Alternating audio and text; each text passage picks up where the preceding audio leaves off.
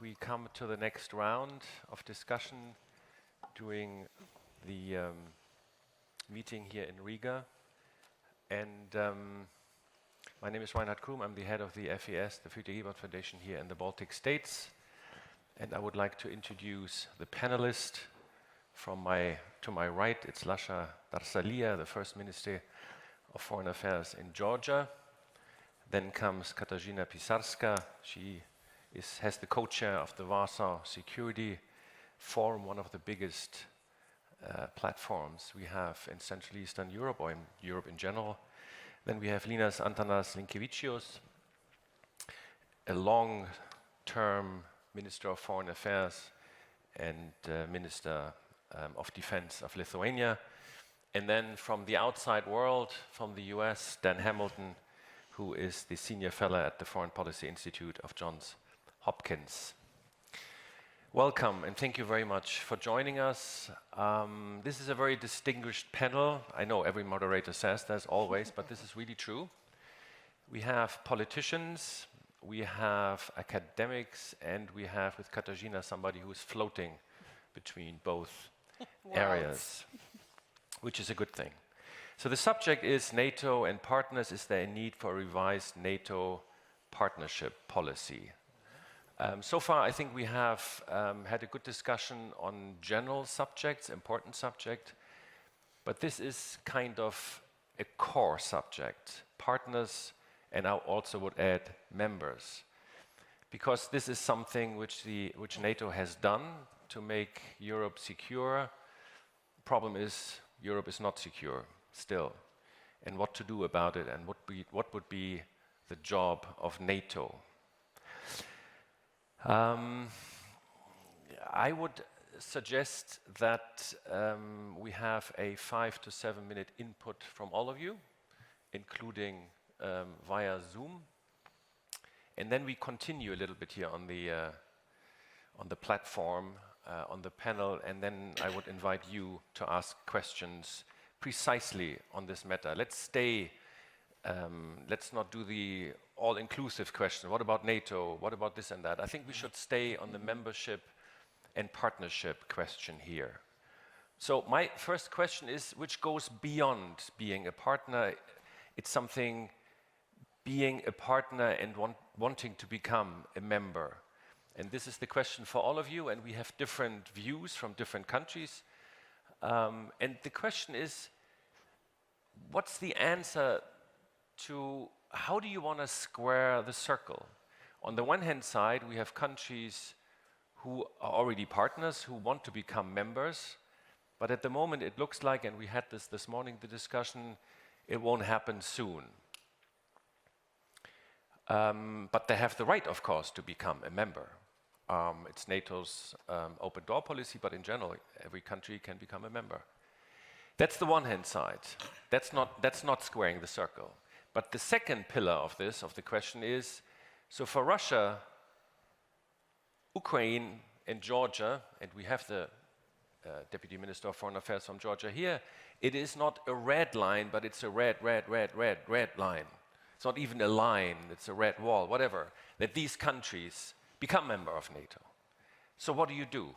In a time which is not really peaceful, to put it mildly, but it is very contested. So how do you square the circle, Minister? Thank you. Thank you very much. Thank you, Mr. Kram, for this good question. First of all, let me use this opportunity and express our appreciation to the organizers and for the opportunity to be here today. Generally, for us, cooperation with NATO is very important, and the fact that tomorrow Georgia's Minister of Foreign Affairs will participate in a meeting, it's also very important, and it's also already a message to us and to others as well. And I'm glad that I'm today here. Regarding your question, let me talk about the perspective from Georgia. And after the end of the Cold War, NATO has introduced the partnership mechanism, which has been one of the major factors of projecting stability and strengthening security outside NATO territory. This network of partnership has had a dual effect. On the one hand, it contributed to enhancing the cooperative security around the globe, and on the other hand, it offered opportunity to certain countries who wish to become members of the alliance to obtain the integration mechanism necessary for membership. This was the case of Georgia as well. Since 2002, when my country officially declared its desire to become a NATO member of the NATO, we became part of almost every partnership mechanism of the organization, which undoubtedly paved the way to more interoperability with NATO and brought us closer to the final goal of becoming a member of the alliance. The engagement in NATO partnership mechanism and NATO's investment into Georgia's capabilities allowed Georgia to become one of the NATO's most capable and reliable partners. This has been attested by granting in 2014 to Georgia the Enhanced Opportunities Partner status, together with Australia, Jordan, Sweden, and Finland. The same status later was granted to Ukraine as well. Last year, NATO started the revision of its partnership policy, which should lead to one partner, one plan concept. The goal of this reform is to ensure the more demand-driven and more tailored policy towards the recipient countries. It will also contribute to Alliance's 360-degree approach to security and will guarantee more focused and coherent approach to defense capacity building for the partner states. 3 decades of the partnership history demonstrated that it is important that the partnership is based not only on the short-term practical objectives, but it is more essential that the partnership are based on common values and common threat perceptions. It is our firm belief that partnership based on common values will be more long-term oriented and invested resources will be more justified. Partnership based on common threat perception will enable us to effectively use not only the resources of the allied nations to counter the shared threats, but also the resources and assets of like-minded partners. This will significantly simplify and speed up the achievement of the shared objectives. Will multiple emerging threats and an ongoing clash between liberal democratic values versus authoritarianism, strong and value-based partnership with like-minded countries are as important as ever. On this point, there were several highlights also during the previous panels. Ladies and gentlemen, when it comes to contributing to Euro-Atlantic peace and security, Georgia behaves like an ally. We have fought in Afghanistan side by side with allies, contributing substantially to ISAF and RSM. For years, Georgia has been the largest per capita top contributor to the NATO mission in Afghanistan and one of the largest overall contributors. Moreover, as the decision was taken to complete the mission in Afghanistan, Georgia provided host nation support for allied and partner forces. Since the fall of Kabul, Georgia has been actively involved in non-combatant evacuation operation from Afghanistan, serving as a regional hub. We at Tbilisi-based regional transit hub, up to 6,000 people have been evacuated from Afghanistan to different allied capitals, and this is still going on. Another area where the engagement of partners is essential is Black Sea security. Taking into consideration the aggravated security situation in this crucially important region, it is essential to intensify the cooperation between the allied nations and like-minded countries. Throughout the recent years, it has become evident that European security cannot be complete without secure and stable Black Sea. The developments taking place in the region and in Europe represent an advanced level of Russia's hybrid warfare against the West. These circumstances further undermine the regional security environment, with implications that go far beyond the Baltic and Black Sea regions, reaching the Eastern Mediterranean and the Middle East. Since the military aggression against Georgia in 2008 and subsequent occupation of Georgia's regions of Abkhazia and Khyvyn Valley, Russia has been using the combination of military and political tools against the neighbors and the West to fulfill the strategic goal of reshaping the geopolitical balance in the region in its favor. Russia has actively integrated gray zone activities in its statecraft against Georgia in the form of cyber attacks, disinformation, and propaganda, political influence campaigns, provocations in the vicinity of the occupation line, economic and energy coercion. In Ukraine, Russia has annexed and occupied the territories of a sovereign nation without a declaration of war, still denying the presence of its troops in the eastern part of the country. The deteriorated security environment in the region has a negative impact on the Euro-Atlantic area. Hence, it should be addressed with firm and consistent strategic response and enhanced Western engagement in our region. Like-minded partners such as Georgia are committed and ready to deepen cooperation with NATO in this regard. Ladies and gentlemen, Georgia has benefited immensely from the engagement in NATO partnership formats. However, Georgia is not an ordinary partner, but a partner with the ambition of joining the alliance, an aspirant with a promise to become a member in accordance with 2008 Bucharest Summit. Moreover, Georgia is recognized to have all necessary practical tools to become a member, NATO Georgia Commission annual program and substantial NATO Georgia package. These are the tools which are listed. NATO's open door policy has proven to be crucial and effective tool to enhance Euro-Atlantic security and stability. NATO enlargement has widened security of the Euro-Atlantic area through significant contribution of the new members to collective defense. Furthermore, it has played a key role in further extending and promoting the fundamental values of the alliance: freedom of rule of law, democracy, and individual liberty. NATO enlargement has always been a merit-based process. Georgia has come a long way by continually progressing despite enormous internal and external challenges. Therefore, I do hope that eventually Georgia's exemplary performance will be translated into a clear progress on the path to the NATO membership. Georgia's membership will foster democratic processes in the Black Sea region. It will also have a stabilizing effect on the gateway region of strategic importance and the prospect for peaceful and democratic development of the countries of the region. Thank you very much. Thank you very much.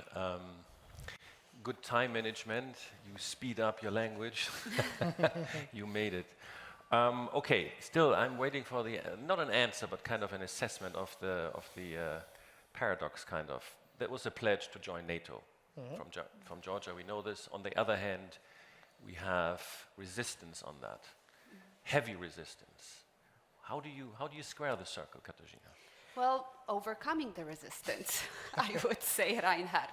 I think for any discussion that we will be having here today on partnership, we have to remember that, of course, NATO has a number of different formats that other countries can cooperate with. We cooperate with New Zealand, we cooperate with Turkmenistan, we cooperate with so many different countries around the world. But only one tool, only one policy has consistently led to not only closer cooperation, but actually bringing together values, commitment, and defense. And this tool is enlargement. NATO open door policy is a fact. It has been ongoing for many years, and we have seen recent enlargements to the Western Balkans bringing very positive effects. Today, the question of enlargement is not a closed one, but it is, and this is my concern, potentially blocked by a non-NATO member state, which wants to have a veto not over only our decisions as NATO member states, but over decisions of countries such as Georgia or Ukraine. These countries, admittedly, not only have populations which are very strongly pro-NATO and want to join the alliance, but most importantly, they are committed to our values. They are working with us hand by hand from Afghanistan to the Black Sea, also in Iraq and many other places outside of NATO cooperation, but have showed commitment and solidarity on a number of fronts, and are truly willing to be part of the NATO alliance. And they're not allowed to do so, not only by arguments, Russia says this is the red line, but actually by actions. What we saw after 2008, and specifically the Bucharest summit. I would want to remind about this summit because probably many of the wonderful participants here and the students here as well might not remember.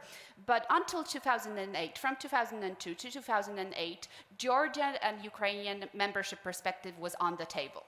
It was during the Bucharest summit that we decided to take it off the table. The promised membership action plan was simply ceased, stopped. What happened then? has Russia, because that was Russia's expectation, to get rid of the action plan and to stop potential membership of Georgia and Ukraine, has Russia since then stepped back, said, great, we asked for no membership, you said Georgia, Ukraine will not be members, we are all happy. On the contrary, what happened still that year, Russia invaded Georgia.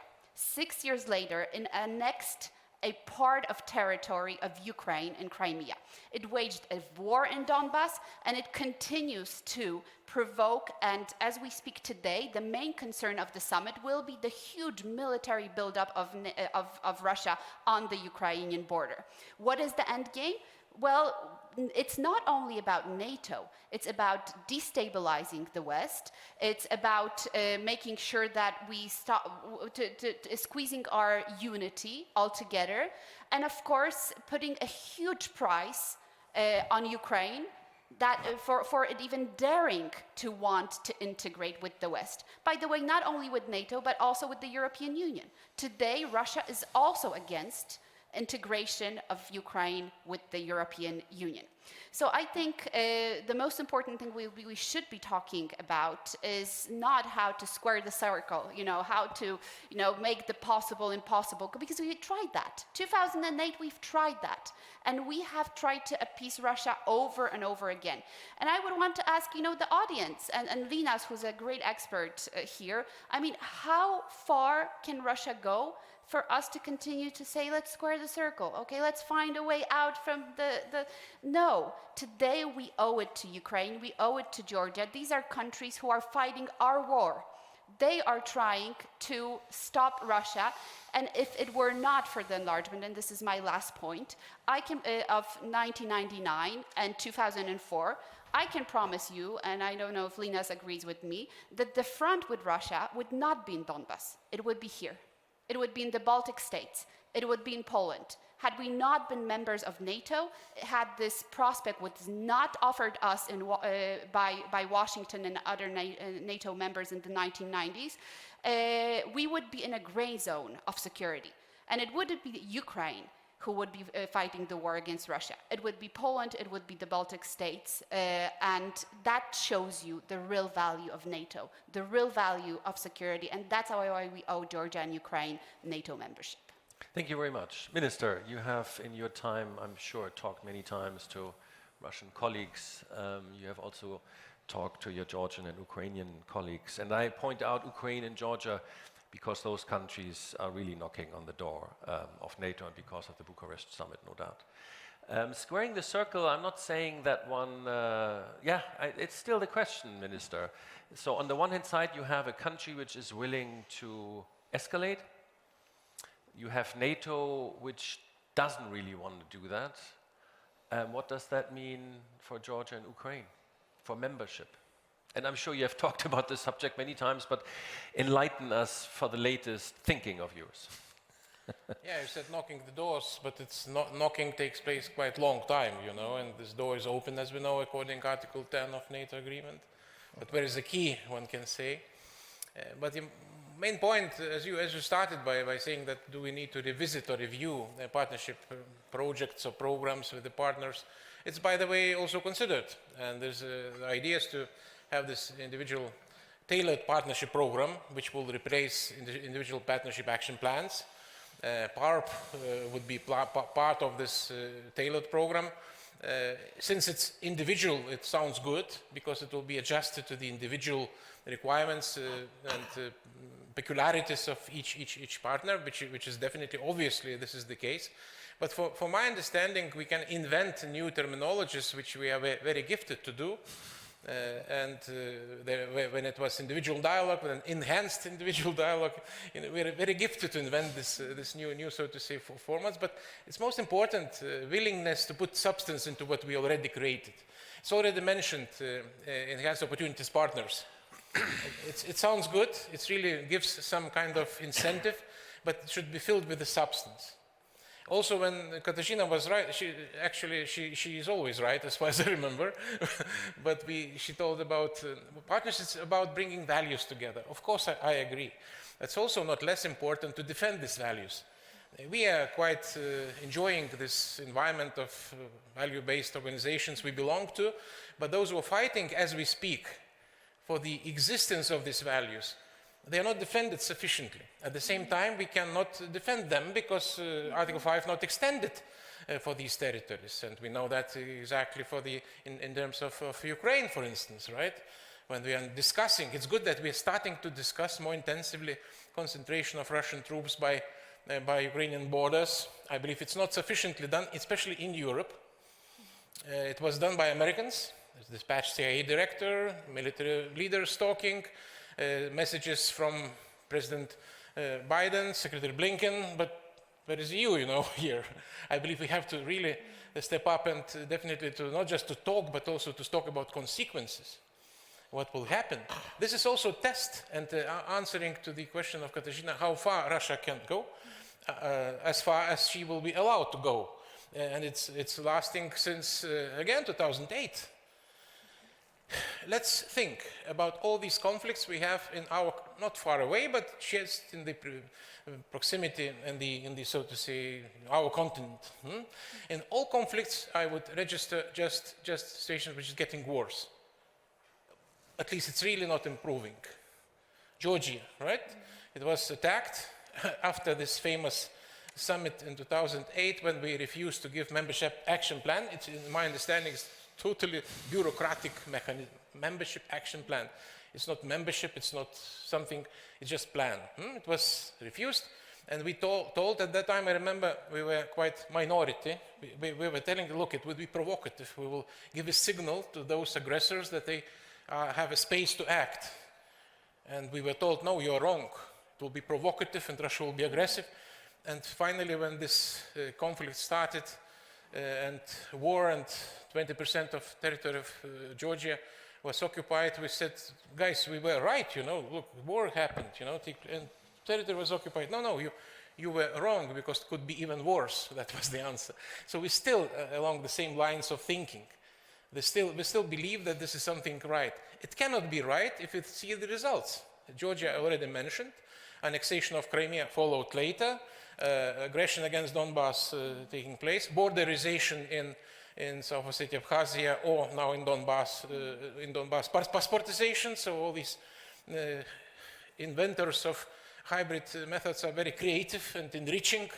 Now hijacking of planes by Belarus, weaponization or at least instrumentalization of migrants by the border with Poland and Lithuania. So they really give what comes next. Again, testing. So how far they can go. If price is agreeable, manageable, so they will continue. So I would predict, I would reluctant to be in the prediction of some more crises, but definitely if it will be acceptable, that will be continued. Why not, the question? Why not to do that if it's possible? And our reaction sometimes is half-hearted, sometimes it's partial, sometimes it's too late, definitely too little. And here is the situation. So it's not just partnership in general should be concerned, but our willingness to say, to stand for the position, to allow those countries to make a choice, basically, and it's nothing aggressive. Russia still continue to thinking along the lines of this zero-sum philosophy, and they cannot understand if something goes not according to their own willingness and wishes. It's definitely detrimental for that country. It's it's not the case at all. It could be stability, definitely. If you're doing something forcefully, that really creates tensions, and in the end of the day, it could create even some more problems. So, but this is still existing philosophy and thinking in Russia, what we have to overcome somehow. How we can do that? Only by principled positions and principled stands. So, shortly, that would be introduction. Yeah, no, thank you very much. And we are laying the groundwork here. Dan, you're calling in from Washington, a little bit distance.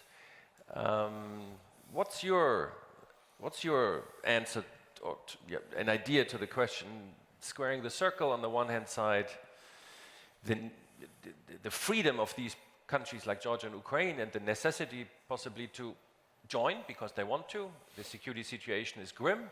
And on the other hand side, you have Russia which is, at least for the moment, it seems to be powerful enough to prevent that.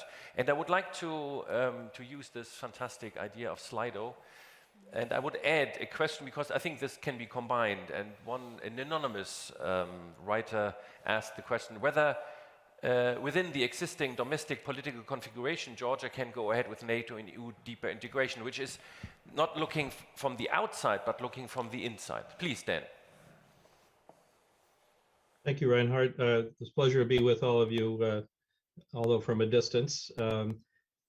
You know, the title was about partnerships, but it's turned into a question about membership. So I think, and you know, if we want to start where you did start, which is Ukraine and Georgia, we have to simply face the fact that there's just no allied consensus for membership at this moment. There just isn't.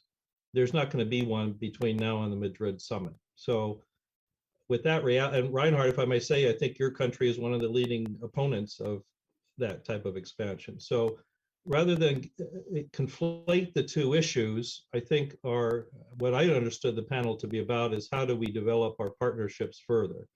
NATO's developing a strategic concept. Again, one of the core tasks is cooperative security, under which partnerships fall.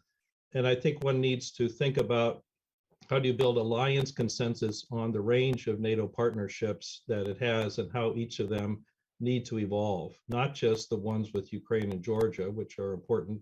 And if you like, I can start there. I think the fact that membership is off the table for the moment means we need to consider, as Linas just said, I think practical steps to take the relationship each relationship further in real ways, and not keep talking incessantly about MAP and all this. Let's actually do what would be better than MAP, which is to do real stuff. So, for instance, it seems to me that by the summit, NATO should announce a deterrent and resilience initiative with Ukraine to start, which would be very operational, and it would change the way that alliance has been dealing with Ukraine. This type of initiative would build on the enhanced opportunities partnership that Ukraine has. It would make a NATO strategic objective to do whatever it can do, short of extending Article 5, to help Ukraine defend itself and resist Russian destabilization. That would mean not only military equipment and training, but efforts to increase Ukraine's resilience against cyber attacks, disinformation, economic warfare, political subversion. You know, it's very interesting if you look at this from a global perspective. Ukraine is being used as a laboratory for all sorts of destabilizing new types of tools. The solar winds attack in the United States that crippled a big part of the US critical infrastructure was tried out first in Ukraine. And when Russian operatives realized, hey, it works there, they took it on the road. So, you know, Ukraine's not just about Ukraine, it's being used as a laboratory. And if it's not resilient against these other kinds of threats, we're all in trouble. So I think we should focus practically on shared resilience as one theme that could enhance a deterrent initiative with more traditional efforts. So, for instance, NATO should, you know, try to help Ukraine make it a formal NATO responsibility, backed by common funding, NATO funding, to help train Ukrainian armed forces, facilitate their acquisition of modern defensive equipment and weapons that would raise the cost to Russia for any aggression. That means anti-armor capabilities, it means counter-artillery systems, it means air and missile defense, anti-ship missiles, combat drones. That's where I think we should start to focus our attention, is on practical things to help Ukraine in the context of the political reality that membership is not happening now. I think you could extend that to Georgia as well. You know, Secretary Austin was in Georgia, and we signed a U.S.-Georgia initiative along these lines in some way. But one could extend it to other countries, and that's my point, that partnerships are about more than just these couple countries. You know, there are more NATO partners than there are NATO members. Partnership is a value to the alliance in its own right, in terms of adding political support to the alliance, military support. As the minister said, you know, Georgian participation in Afghanistan was substantial. We should recognize the sacrifices our partners have made in many operations with NATO. But let's widen the aperture. That's my point about getting a NATO consensus on evolving partnerships. Sweden and Finland have enhanced opportunity partnerships that could evolve even further if we're ready to go down that road, and if they are, you know, ready to go down that road. The key operational partnership that still doesn't function is with the European Union. There should be a partnership, NATO-EU partnership, that's worth the term.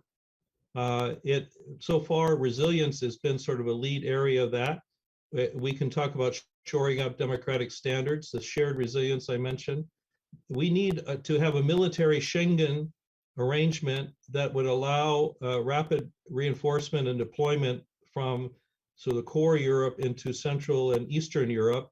That requires a relationship with the European Union that right now is not moving forward. But we should think beyond Europe as well, because many of the threats to European defense, if you want support from Southern NATO members, you're going to have to pay attention to their concerns, and they are centered in the South. So NATO, it seems to me, should have a more meaningful partnership with the African Union or with the Gulf Coordination Council. It should enhance its capabilities to work with partners such as Israel, Jordan, Morocco, Tunisia, the Gulf states, because many of our Southern NATO allies are very concerned about those types of activities there. Much of cooperative security today, it seems to be, though, about the global commons. The kind of threats we're facing today are not just territorial ones. They are threats that are challenging basic principles of international order, freedom of navigation, the information space, the Arctic, just norms of behavior across the world. Russia is challenging some of those, but China's activities are challenging almost all of those. And NATO, as the Secretary General says, you know, some of the challenges we have are unbounded by geography. And so it's not about thinking about how to bring NATO to the Pacific, it's the fact that China's activities are affecting NATO interests everywhere, including in Europe. And so let me just conclude by suggesting we have to be more proactive in understanding the interconnected nature between Indo-Pacific security and European security. We should think about taking the enhanced operational partnership with Australia, which NATO has, and add Korea and Japan. We need to create new types of variable geometry among like-minded nations to start to work on these standards and contest the challenges, the erosion to our order. I would be in favor of a Indo-Pacific NATO commission or council of some kind. I would be in favor of putting a center of excellence in the Indo-Pacific, sort of like the Helsinki Center or the one that's being stood up in Romania. It's not a NATO center, but NATO participates, as does the EU. If we talk about the defense implications of supply chains, that would be a good center of excellence in which we and other partners around the world could work together to try to make them more resilient. And finally, if we think, you know, more creatively about partnership, the kinds of challenges we face today require partnerships between NATO and private sector actors, because they own most of this critical infrastructure. They own most of the things that we deal with. They are the center, they're in the front line of the misinformation and disinformation battles. And NATO has not been particularly good with engaging other stakeholders like those. So we need to widen the aperture about partnership to meet a more disruptive age. And I think there are many, many practical things we could do. So I hope that that at least gets us back to the partnership question. Thank you. Thanks, Dan. I started out with the membership because if you're a partner, you're at one point, I guess, more or less striving for membership, at least for Ukraine and Russia. And I just have to say that's just not the case. Most NATO partners will never be members, nor are they aspiring to be members. We have 3 countries, the 2 you're mentioning plus Bosnia Herzegovina, that are formal applicants right now. And so I was involved in NATO enlargement. We could stay on this topic, but if the question is how does NATO evolve its partnerships, one has to realize it's a global network that NATO has of partners. And we can't also just dismiss those and say everyone wants. Partnership is not just a pretext for membership. It has its own value for many, many other countries. Agree again, but when we are looking at Ukraine and Georgia, the overall understanding is it should lead towards membership. And that's the reason, Minister, I'm asking you the question, what Dan Hamilton had pointed out concerning Ukraine, you could also put this towards Georgia. Would this elevated partnership be okay for Georgia for the moment? Well, definitely for Georgia, it was long ago we announced our aspirations to become member of the NATO and generally European and Euro-Atlantic space. First of all, I want to highlight that for Georgia, it's not only choice of security alliance, it's first of all choice of values and which part of the values or which part of the world we want to be member of. In our part of the world, there is no really alternative to this. Having the security environment where we live, having this permanent pressure from our northern neighbor, Russian Federation. For Georgia, this is really choice of values, first of all. So I would say that we just see partnership now as a step towards the membership. This is, from Georgia, this is the only prospect we see in future. Okay. Katarzyna, we had the talk with the General Secretary before, and I think he pointed out that NATO should basically concentrate on what they have right now. Dan is saying we should look further. What would be the view concerning a partnership from Poland? Mm-hmm. Well, first of all, I mean, the Secretary General has to say what the Secretary General says. And he did. And he did. So we have tools already in place. We have many formats of partnerships.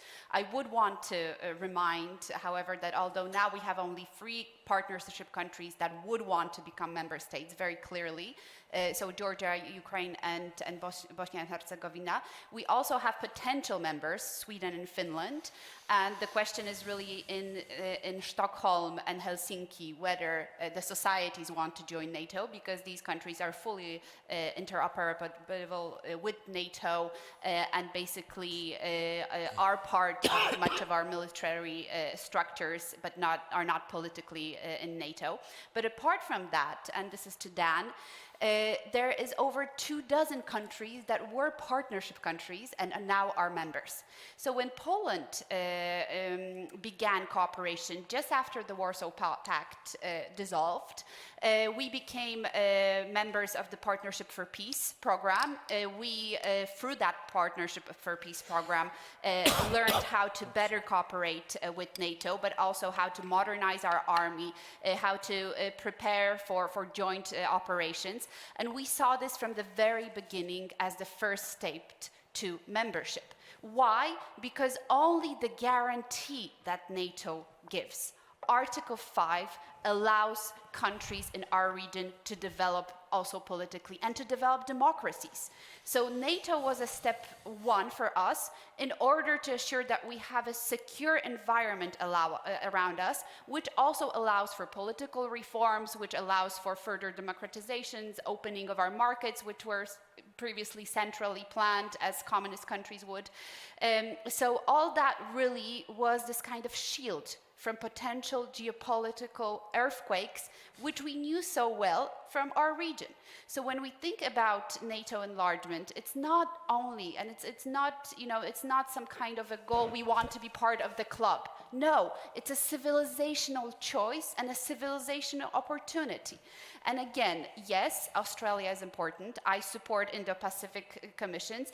Yes, having great and strong relations with the Persian Gulf and with the Arab countries and with North Africa is absolutely necessary. But we also have to remember what builds us our alliance strong. It's a group of committed countries, committed to collective defense, but committed also to a number of different values. And we already had difficult questions here, and I hope we are going to dig into them. You know, what happens if some of our members don't align with these values? What happens if member states are not fully complying or have problems with democratic reforms and so on? These are very important questions. However, saying no to enlargement does not help in making democratic progress in these countries. It takes away hope from those who are actually trying to create positive democratic reforms, because they're saying, look, if we do this, we'll join NATO, we'll join the European Union. If we don't, that civilizational chance is gone. If we close this door, if we say there is no chance for you, then what is left for Ukraine and Georgia? Russia? It gives huge tools into the hands of non-democratic forces in these countries. So we should be also thinking about enlargement in the sense of, again, civilizational choices. So Dan, you're listening to all this, and you pointed out that not every country who has a partnership wants to become a member, clearly, but still here in this part of the world, there is that. So how would you explain to Ukraine or Georgia, how would you explain the possibility of getting security, and you pointed out a couple of topics, without being a member? Well, again, just so there's no misunderstanding, the open door has to remain as a core principle of the alliance. As Linas said, it's in the treaty, and when I was in the State Department, my job was to enlarge the alliance, so I fully committed to that. But you have to work it so that you end up successful. And so I think we need to just recognize that the time Katarzyna was talking about was a different era. And today we are facing the fact that there's simply no consensus at the moment in the alliance. I'm not saying there won't be, but I'm saying there isn't one now. And part of it is not just about Russia, if we're honest with ourselves. There are significant challenges to address within NATO about democracy and the rule of law among a number of NATO countries. And I would include the United States in that, because we have suffered tremendous democratic backsliding in certain areas that make it hard within NATO to discuss bringing in new members who frankly also have some democratic deficits. So, you know, let's be honest with ourselves and with our partners about some of these concerns. Those are not going to be resolved now, but it does mean a strategic concept should address the notion of democratic resilience as a foundational concept for the alliance. In Madrid, we should affirm that we are an alliance of democracies. We don't ever say that. There's not one office in NATO's big headquarters that actually deals with democracy. And yet that's sort of, I think, the distinguishing feature in what Katarzyna just said about why countries want to join. So I think we have to be practical in terms of moving forward. And this is lessons I also took as an official who worked on earlier rounds of enlargement. I think there are some lessons from that. I think the Baltic states, in fact, offer good lessons for Ukraine and Georgia. One lesson is act like a member before you are a member. The minister mentioned that, Georgia. He said that directly. That is an important principle, because you're trying to convince NATO that you're value added and not a subtraction. Another principle is undertake domestic reforms not as a favor to the alliance, but because you know it's in your own interests. And again, if we're honest, we have issues in Ukraine with corruption. We have issues in Georgia with strength of democracy, let's put it that way. We need to work on those issues. But first of all, those countries themselves need to work on it because it's in their own interest to do that. It's not a favor to us. We need to create real activities and things that can create the conditions that if a membership's not possible today, it could be possible tomorrow. I was deeply involved with Baltic, membership with NATO. And at the time, just think about it, a couple of years after the end of the Cold War, the idea that Baltic states would be members of NATO was considered crazy. I mean, literally crazy talk in most of Western Europe. And what we had to say to the Baltic states is, this is going to be a generational effort. They didn't like to hear that, obviously. And let's create the conditions that are not possible today, but will be possible later to make that happen. So we did a lot of other things besides NATO enlargement in order to create those conditions. The Nordic Baltic sort of Northern European initiative was created to help create coalitions to help the Baltic states. All sorts of mentorship things happen. The United States was less engaged than the European Union in engaging those states in a whole range of other types of issues involving regional security. And they were also what I would call flanking measures that supported the basic trajectory. Because in the end, membership is a political decision. I don't want to speak for the other parliaments in the NATO member countries, but in the United States, it requires 2/3 of the US Senate to believe that a country, a candidate, is going to add value to our alliance. That ultimately is the question. What are these countries doing to show that in the end, they're adding value to our alliance? And we can work on that together. I believe they would. I'm just trying to be practical from now to the day when that happens. When you finally pose the question in the US Senate, you have to be confident of the answer. You don't want to go to the US Senate half prepared. And at the moment, at least in the United States, I'm not sure that there would be 2/3 of the United States of the Senate in a very polarized country.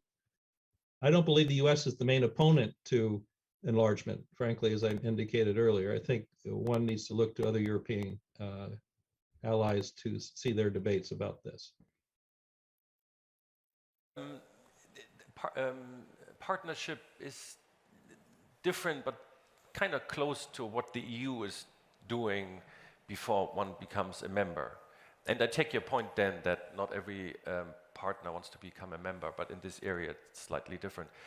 Have we made mistakes, or has NATO made mistakes in kind of fairly quickly offering membership in this area instead of saying partnership program is still good enough? In short, yes, I have to be. Oh, go ahead. Oh, go ahead. To go me ahead. No, it's you. Me? Yeah. Okay, so in short, we all made mistakes. Not being enough active and open in meeting expectations. It's not one way to manage expectations from the partners, make sure that they will not expect something which is not possible, but also it would be wrong to make expectations to aggressor by not doing something what you need to do. And here is the situation both in European Union and NATO. And when we're talking about membership, yes, membership is not partnership. Partnership is not membership, so to say. It's obviously the true. But what we are talking, it's with all respect of Indo-Pacific region and other partnerships, now we're talking about the countries which are vulnerable, which are under attack. We're talking about countries which are expecting something coming from these partnerships. And that's the reason why we're talking. And definitely it's not much, basically, but they need to be supported. And when you're asking about European Union and NATO, it's both. You know, you see in the European Union reluctance to put in the language European perspective even, not membership, not talking, but even perspective directive means something wrong. In NATO we just discussed to act as ally. It's definitely the way to go. I would add also to use all leverages you have in your possession. Because a lot of, if we're comparing, colleague will also agree with me, when I'm comparing our way to NATO, it was completely different than Georgian Ukrainian way. I was ambassador to NATO, I was not only minister. I remember I was told up to 2000, I'm telling this story to all audiences, it's possible. I was told, you will never be member of NATO in 2000.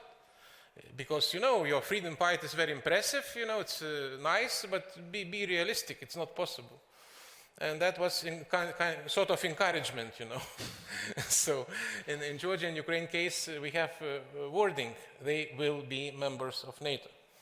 At the same time, all understands it will be political decision when time comes. So I'm always telling to our friends, Georgians and Ukrainians, don't blame anyone, just use all leverages in your possession, which are sufficient. You have commissions, you have packages of support, you have kind of definitely a feedback mechanism. It's not membership action plan, but who cares? It's bureaucratic. I would really, if we would discuss this, I would suggest not to overplay this importance of membership action plan, because it's redundant, basically. It's put for those skeptics which would like to have another barrier for the membership of these countries, and this is put in the wording of summit, but in essence, we all understand it will be, in the end of the day, will be political decision regardless that. So if you have sufficient feedback mechanism in implementing your reforms, that's okay, I believe, that's important. But my point is that it's double standards. So we are halfway, and we are not giving perspective even, you know, both European Union and NATO. And in the spirit of last visit of unusual, I would say, first ever probably, I never remember something happening before, by Secretary General of NATO and President of the Commission, Ursula von der Leyen, to Lithuania and Latvia, joint visit. It was very strong, powerful, on one hand, message of support to Baltic states facing this hybrid threat, but also messaging that we are ready to jointly address on all these challenges, and that would be fantastic. So talking about partnership, what I would like to see, joint partnership programs by EU and NATO. We have Eastern Partnership Program in European Union. We should have something in coordination also in NATO. That's the same way to go, basically, filling substance and giving more leverages, allowing these countries to prepare themselves. Definitely understanding that political decision will come when it will come. But answering to a question in short, I believe we did not enough. Sometimes trying to manage expectations for partners, but increasing expectations for aggressors, not signaling them that they should stop. And they are not stopped. They are not stopping so far. So we have to adjust our policies and actions very seriously. Okay, now I would open for the audience. There are so many of you, oh boy, and there are a lot of questions. Before I do that, I'm always looking at the Slido.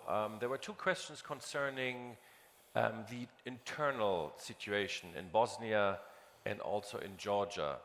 Dan has reflected on that. Maybe if we have time, we'll come back to that. Mr. President.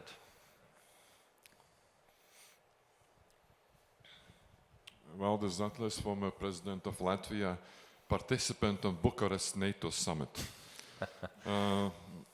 In 2008, when the action plan was not given to Georgia and Ukraine, I said no action plan means no action. It becomes something true. But in 2008, Georgia and Ukraine had no problems with territorial integrity. Today, Russia has created territorial integrity problems for both countries. And my question is, please comment, is it possible that Georgia and Ukraine might become NATO members within the de facto borders of these two countries? I think we collect, and then I'll come back to the round. There were some questions in the very, very back. Can you do this again for me, please? There were so many questions, they're all gone. Please.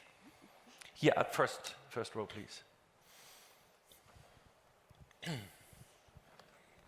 Thank you very much. Zbigniew PISARSKA, I'm president of Pulaski Foundation from Warsaw. I have a question to our Georgian friend, and it's a friendly question, however, it's maybe complicated. It's a question about domestic issues, and as we are here, there is a public prosecution right now in Tbilisi of former President Saakashvili. So my question is in reference to your reminding that NATO is a family of values.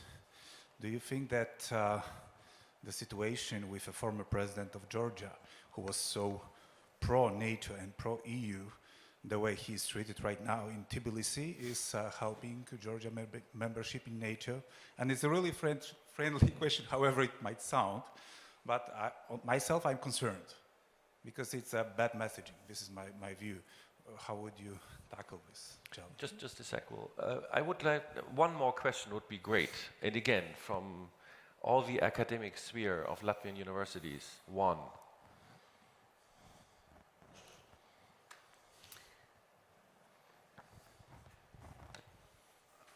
Michał Baranowski, GMF, Warsaw. Let me just Not a student.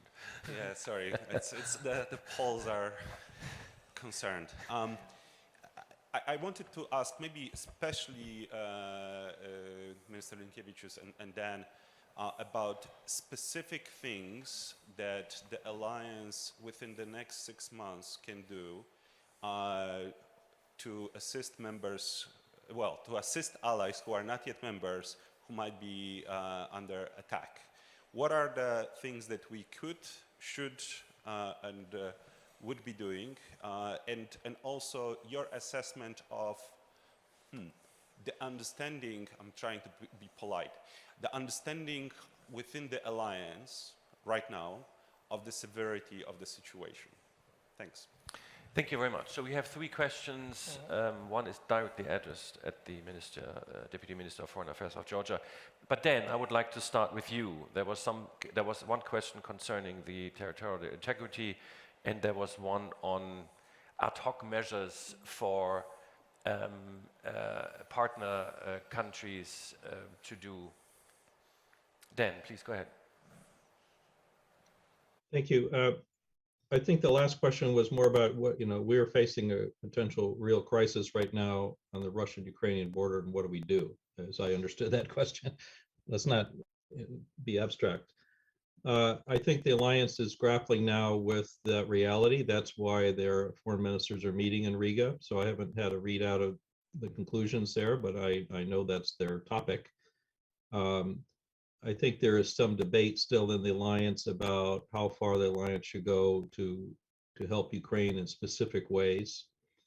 I had proposed in my opening a very concrete series of actions that NATO should take. I said within the context of preparing for the Madrid summit, but the situation on the ground maybe requires us to front load that, as I would say, sort of speed it up and consider particular actions NATO could take to support Ukraine to defend itself, and to consider how far we would go to support it should we enter into, God forbid, something more critical.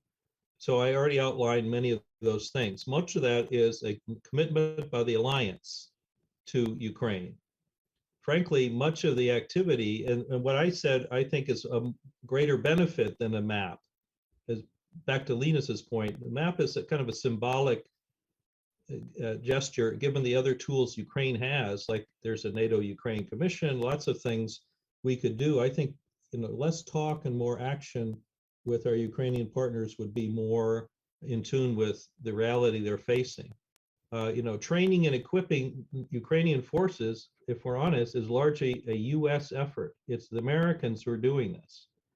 Just a few other allies contributing on a voluntary basis. If the alliance would say this is a NATO common effort, that would be significant. But really, it's really up to the other European allies. And it would help the message to the United States that we're not alone in how we think about supporting Ukraine. So if we make support for Ukrainian self-defense capacity an alliance-wide responsibility, and do the actions I had recommended, I think that would be a very strong signal, not only to others, but to Ukraine itself. Katarzyna. Yes, so I would want to talk about territorial disputes because actually that's a question I wanted to ask the panel myself, but I'll come back to that. But first, to Dan. Dan, I love the fact I outlined a number of different things we can do to help militarily Ukraine. You talked about the air missile defense, the drones, the armament, and so on. But I would want to remind everybody that Ukraine was attacked in 2014. 14. Which gives us, it means 7 years. What have we been doing to help militarily Ukraine since the Donbas war started and since annexation of Crimea? I also want to remind you that in 2014, when we met in Warsaw for a NATO summit, the main signal was, of course, we're going to strengthen here our eastern flank, we are going to help Poland, the Baltic states. However, it was very clear that we're not going to arm Ukraine. We're not going to help them militarily. And it was not until, ironically, the President Donald Trump administration that the United States has actually unilaterally started to help, apart from Lithuania and Latvia, who have been helping in smaller amounts, also Poland. But what worries me really is that we can meet on these panels and say, oh, this is the list of things we should be doing militarily to help Ukraine. What have we been doing in the last 6-7 years? Now we have 90,000 troops, Russian troops on the Ukrainian border. We have a NATO summit in which today, in an hour or two, we're going to have discussions whether Ukraine will be invaded. And when we're talking about invasion, we're not talking about Donbas. We're talking about Kharkov, we're talking about Kiev, we're talking about Odessa. So basically, we're talking about war in Europe, and we're still trying to figure out, could we actually give some drones to Ukraine? So I'm sorry, but I think if we want to be realistic, pragmatic, and so on, it's not enough to have a wish list. It has to have, again, actions, and I have not been seeing these actions. And second point, territorial disputes. Thank you very much, President, for this, because this is exactly the point I'm trying to make. What Russia learned from 2008 Bucharest summit is that it has to be smart in making sure Georgia and Ukraine never becomes NATO members. And it read through a lot of the documents, and we had this 1995 NATO study on NATO enlargements, where we clearly written that if anybody wants to join NATO, it should not have any territorial disputes, because we don't want to internalize conflicts into NATO, yes? And what a genius way to actually prevent further NATO enlargements. Thus, South Ossetia, thus Abkhazia, thus Donbas, I don't even want to crowd Crimea into this. And this is, of course, the frozen conflict tools that Russia uses also in Moldova and plays around with them in different other places. And of course, Ukrainians, if there would be a Ukrainian representative today, would say, well, Ukraine doesn't have an territorial dispute. There are no territorial disputes because it is Ukraine. Donbas is Ukraine, yes? Crimea is Ukraine in accordance to international law. The problem, however, is that it is occupied by a foreign power. And what to do with this is a huge problem. Because there's not many choices. I mean, would you tell the Ukrainians, give up Crimea for NATO membership? Give up Donbas for NATO membership? Is that even an option? Should we be suggesting that? Would you, Minister, give South Ossetia for NATO membership? Well, let's ask the hard questions here. Before we come to you, Minister, I would still go to Mr. LINKEVIČIUS. Can you please answer the question concerning what Katarzyna just answered?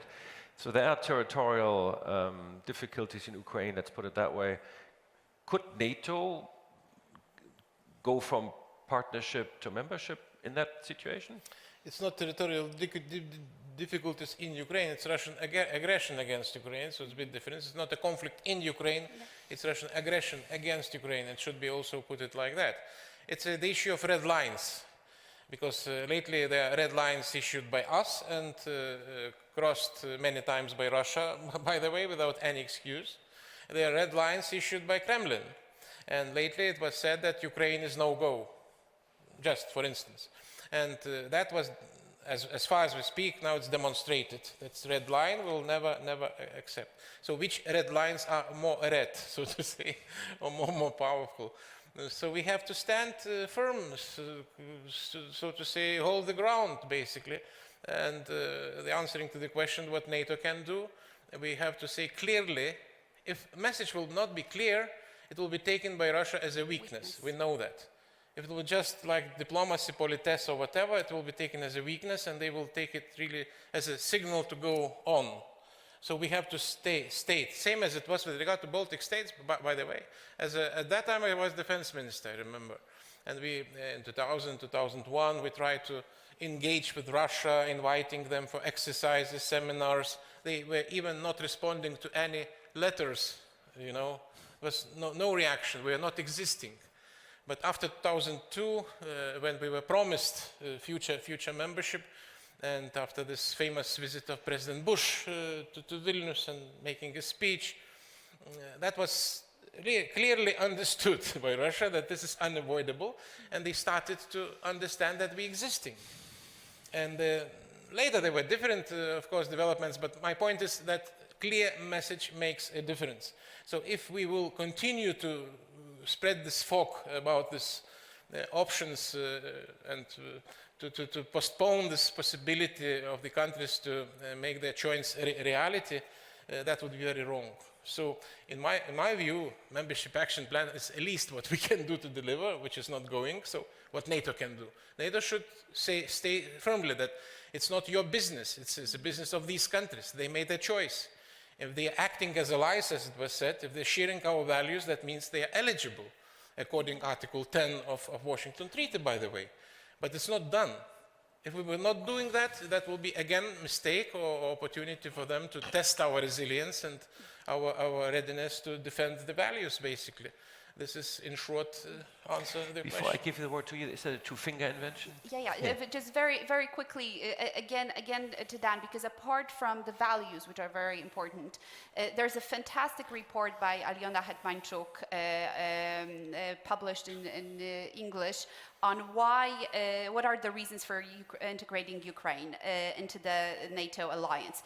And it's actually a list of not even reasons why, but why Ukraine is ready and is contributing already today to the NATO security and to the transatlantic security. And among these, are many reforms that Ukraine has already carried on and meeting NATO standards. The fact it has been with us in most of the outside missions. It's spending more than 2% of GDP on its military, and so on and so forth. So we have to remember that these countries are already contributing. Yes, this is not just about talking about values and we want to be in. And I think we have to remember that. But my second point, very briefly, is yes, there is a front in Ukraine. There is a front that is a military front. But Russia has also created a front inside of the mind of our populations.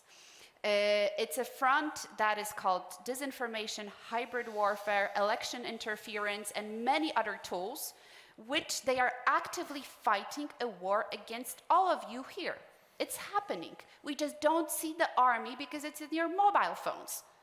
Katarzyna, it's all true, but let's go back to the let's go back to the partnership. Minister, now finally, you got a question concerning Saakashvili, and the question is also from anonymous, so you get the question from two people. Yes, I really want to answer the question because I think this question about integrity is also very important for us. And basically, all these questions are interconnected, and I'll say in which way. Now, first of all, before directly answering this question, and first of all, I may want to highlight what was also already said here, and fully support this, about the decision that Georgia and Ukraine have to become members. And I think this is critically important issue we have to concentrate on, and it has indirectly connected to the questions as well. What I mean is that this decision was made. So after making the decision, still putting this decision under doubt from those who made this decision, it's exactly which invites the Russia to be more active and more attacking this concept of Georgia's and Ukraine's NATO membership. I'll just remind that prior to the 2008 war, for several years this discussion was going on if Georgia have to become member or not. And Russia did not attack Georgia at that period. It attacked only after 2008, and I will remind how it happened. Even after the decision, it passed only 8 months when Russia attacked Georgia. And but Russia, it was not just immediately came. Russia made several steps, and I remind in April of 2008 there was the quasi-invasion of Russia in Abkhazia when they repaired the railroads and military infrastructure prior to the attack to Georgia. And it really did not get the strong opposition from international community. So Russia's policy was that it is okay to have different opinions. And it's very normal when you have such a big continent and different countries. It's very normal to have the different opinions. But when the decision is made, still having doubts this decision to be implemented or not, that's where the problem comes. And that's what Russia tested between January and August of 2008, and when he got the signals that this decision is not really firm. I'm not saying that I agree with it, but that's how they saw the situation. They went to this adventure of invasion in 2008. So my point is that when the decision is made, it has to be implemented. Otherwise, it's even worse than not making such decision. And in this regard, answering the questions, and I wanted first to talk about this concept because through this I want to answer these questions. The issue of territorial integrity is of course the problem, but this problem exists exactly because Russia sees it's an obstacle to Georgia's and Ukraine's membership to NATO. And how big the obstacle this is, again, I will not invent the bicycle. We still can go to the history of NATO itself. We had in our cases when countries joined the alliance, and Germany, for example, without resolved issues of territorial integrity, and no one really doubted the sovereignty and territorial integrity of any country which was joining under this concept. So I really don't think that we have to give up any part of our territory becoming the member. It's still possible being member of NATO while still having the occupied territories of Georgia, and this is something which is part of the other debate. But I really believe, and thank you, President, for this good question, and this still is possible. It's not issue of is it formal obstacle to this or not, but it's issue of to make this decision, to make the bold decisions from the member countries. And in reality, when we talk about Georgia's and Ukraine's NATO membership, we can point on a lot of problems, including the internal problems, but in reality, let's call spade the spade. Major issue is that being afraid of Russia's opposition, or how strong this opposition would be to Georgia's and NATO's membership. Again, if we're talking about Georgia, and as I understand, the second question was about internal political, let's call it democratization important, because I think that part of the question was more statement than question, but the question itself was about about the democratization of Georgia. And this is, of course, it's a very legitimate question, but it's also could be, I think, answered in several ways. First of all, let's take the several variables. Let's divide the issue and take the several variables.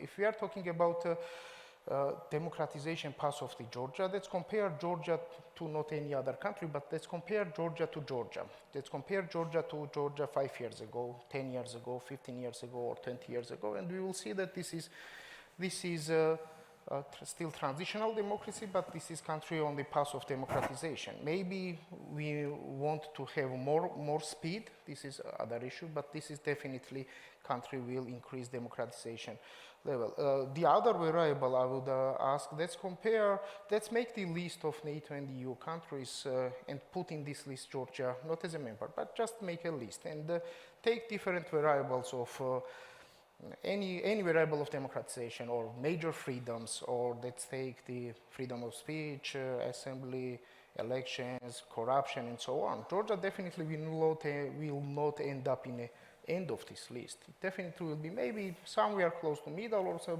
between middle and end, but it's still not the last one, definitely.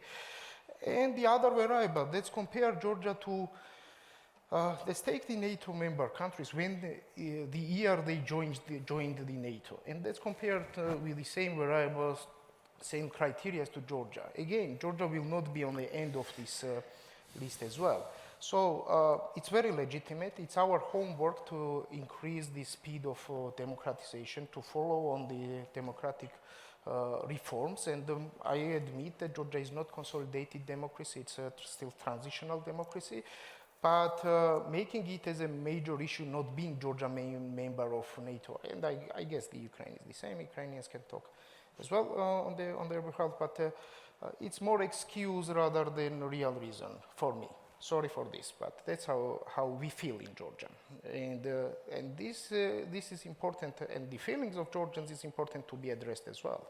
And this is some issue which not always is taken into equation. It somehow forgotten. And when I was talking that for Georgia it's choice of values, first of all, I really mean it. It is not something just words to be said here. And Mr. President very well highlighted this, that these reforms we are doing, this is not because we just want to join NATO, but it is because these reforms are important for us and for development of our country. And there is very conventional agreement inside of the Georgian society about these values, first of all, and we belong ourselves to which part of the world. So this is basically how I wanted to answer these questions. Thank you very much. I think this is the end of the discussion. It was fruitful. It was partly controversial, at least, which is a good thing. And I thank you very much. I would like to ask you to applaud this excellent panel.